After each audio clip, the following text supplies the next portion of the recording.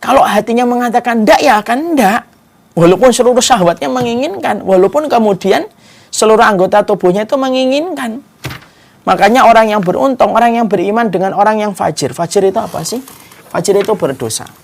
Apa sih bedanya orang fajir dengan orang yang muttaqin, Ustaz? Sebenarnya simpel, banyak perbedaannya, tapi saya buatkan sebuah ringkasan perbedaan antara orang yang beriman dengan orang fajir. Orang fajir itu orang yang syahwatnya itu lebih kuat daripada keputusan hatinya. Hatinya sakit, syahwatnya kuat. Akhirnya apa? Mereka berkolaborasi untuk menghasilkan semua keburukan dan semua tindakan yang dimurkai oleh Allah. Tapi orang yang beriman itu adalah orang yang hatinya kuat. Ketika hatinya kuat, hatinya sehat, maka syahwatnya melemah. Sehingga ketika ada godaan-godaan syahwat, maka hatinya yang akan mematikan itu. Kayak tubuh kita. Kalau imun tubuh kita lagi bagus, maka virus, bakteri yang muncul akan dihantam sama imun tubuh dalam tubuh kita. Dihantam satu persatu, mati dia. Dan tidak bisa melanjutkan aksinya di dalam tubuh kita. Kapan virus, bakteri tidak akan berkutik di dalam tubuh kita? Simple. Yaitu ketika dalam kondisi imun tubuh kamu pada kondisi yang baik. Maka kemudian seluruh bakteri dan virus akan dimatikan oleh imun tubuh kita. Maka sama. Syahwat itu ada atau tidak ada? Syahwat itu ada. Tidak mungkin manusia tidak punya syahwat. Bukan orang yang beriman itu bukan orang yang tidak punya syahwat. Salah. Orang kalau tidak punya syahwat, tidak punya anak. Syahwat itu ada. Cuma orang yang beriman itu mereka mendapati kekuatan dan kesehatan hatinya lebih kuat daripada syahwatnya. Makanya ketika syahwatnya muncul karena sebuah perkara, maka hatinya akan mengontrol dan mematikan syahwat itu supaya syahwat itu tidak sampai mendatangkan perkara-perkara tindakan dan merugikan kepada orang yang melakukannya. Makanya itu saja. Sebenarnya di situ. Makanya sangatlah penting. Akhirnya mulailah kita paham. Oh, berarti sedemikian pentingnya persoalan hati yang berkaitan betul tentang bagaimana kondisi hati kita dan berkaitan betul tentang bagaimana kesehatan hati kita. Makanya sangat diperhatikan oleh syariat Islam. Karena apa? Karena sekali lagi saya akan sederhanakan. Tidak ada sebuah perkara, tidak ada sebuah ucapan, tidak ada sebuah tindakan, kecuali pasti melintas dulu pertama kali di hati dan hatinya akan memberikan keputusan. Yaitu keputusannya mengiyakan atau meng-cancel tindakan itu. Dan itulah pentingnya bagi kita untuk memperhatikan kesehatan hati kita. Layaknya pemilik komputer sangat memperhatikan motherboardnya yang penting, yang menjadi bagian penting. Selayaknya seorang mukmin itu adalah memperhatikan hati.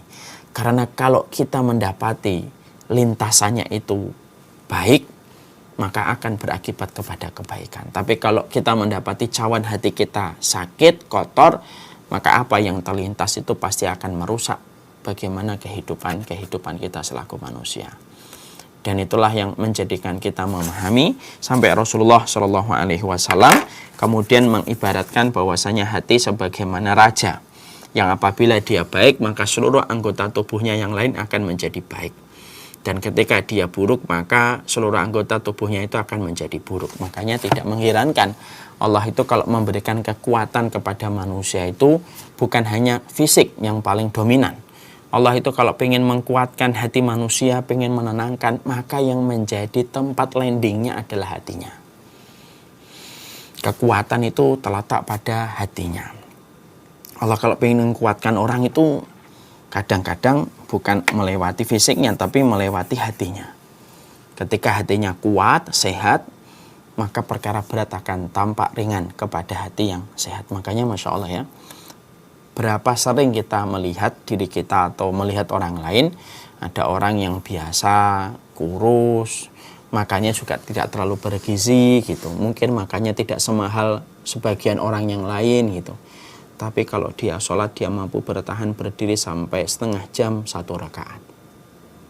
Tapi di sisi yang lain kita mendapati ada orang makanannya bergizi, makanannya mahal, bahkan dia memiliki ahli gizi yang dia konsultasikan semua makanannya dan minumannya kepada ahli gizinya. Ketika dia bayar ahli gizinya, dengan kekuatan yang dia miliki mampu lari sampai 40 kilo, mampu sepedaan sampai 50 kilo, tapi giliran berdiri di dalam sholat baru 5 menit tapi terasa letih dan dia merasa bosan untuk terus melanjutkan berdirinya. Itu menunjukkan kepada kita, Allah itu kalau menganugerahkan kekuatan, Allah kuatkan dan sehatkan hati manusia. Tapi kalau Allah berpaling dari manusia, maka Allah biarkan hatinya itu rapuh walaupun fisiknya memiliki fisik yang lebih kuat daripada orang lain, tetapi hatinya itu parah dan hatinya dalam kondisi sakit. Nah, inilah yang menjadikan kita meminta kepada Allah itu kenapa? Ya, inilah menjadikan kita meminta supaya kita diberikan hati yang khusyuk dan kita berlindung dari hati yang tidak khusyuk, yang tidak kuat melakukan kebaikan.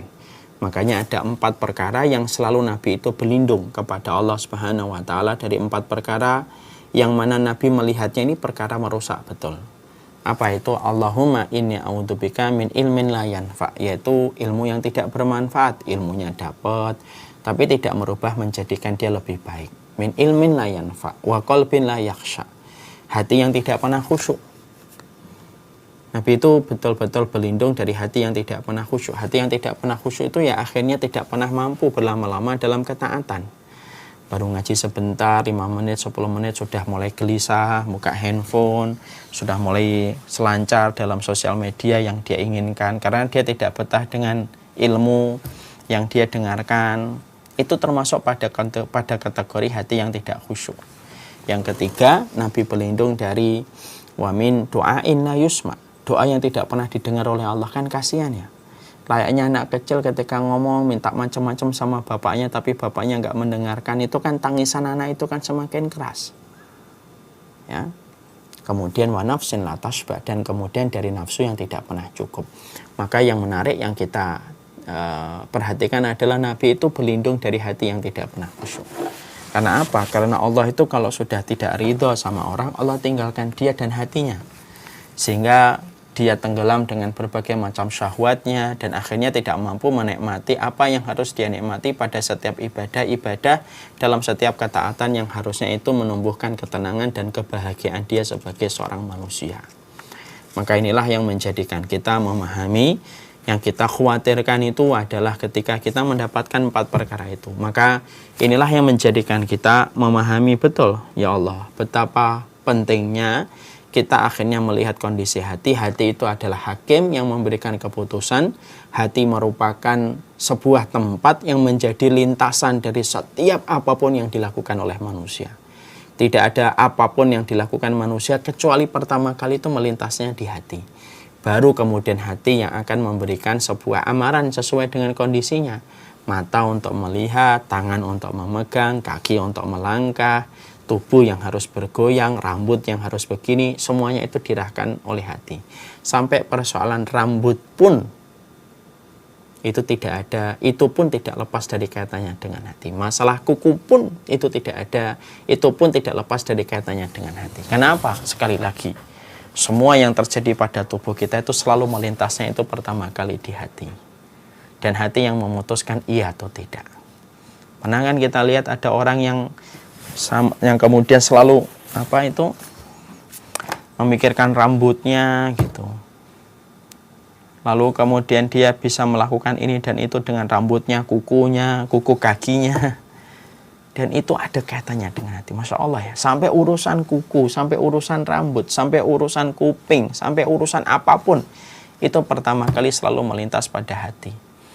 Dan itulah yang menjadikan kita paham. Allah itu kalau ingin mengkuatkan manusia, Allah akan kuatkan manusia itu berdasarkan pada hatinya dulu. Allah kuatkan hatinya. Makanya berapa banyak kita lihat orang yang kurus, kita lihat orang yang biasa makanannya, mungkin tidak terlalu bergizi makanannya, tetapi Masya Allah, dia mampu berdiri dan menikmati setiap ketaatan dia kepada Allah karena hatinya dibesarkan oleh Allah. Makanya sampai kita dapati ada orang-orang itu, Masya Allah ya, kalau hatinya sudah dipilih oleh Allah itu, ada orang itu terkadang ketika di dunia tidak dipandang, tapi bisa jadi urusannya di hadapan Allah itu besar dan agung. Dan Allah kalau sudah membenci orang itu, Allah akan biarkan dia dengan hatinya. Lalu Allah biarkan dengan apapun yang dia lakukan ketika dia tidak memiliki kekuatan hati, ketika seringnya dia bermaksiat kepada Allah, atau seringnya dia meninggalkan dan tidak merespon setiap panggilan Allah. Allah sampai jadikan hatinya dalam kondisi rusak. dan akhirnya hatinya tidak bisa menikmati semua ketaatan dalam kehidupan ini.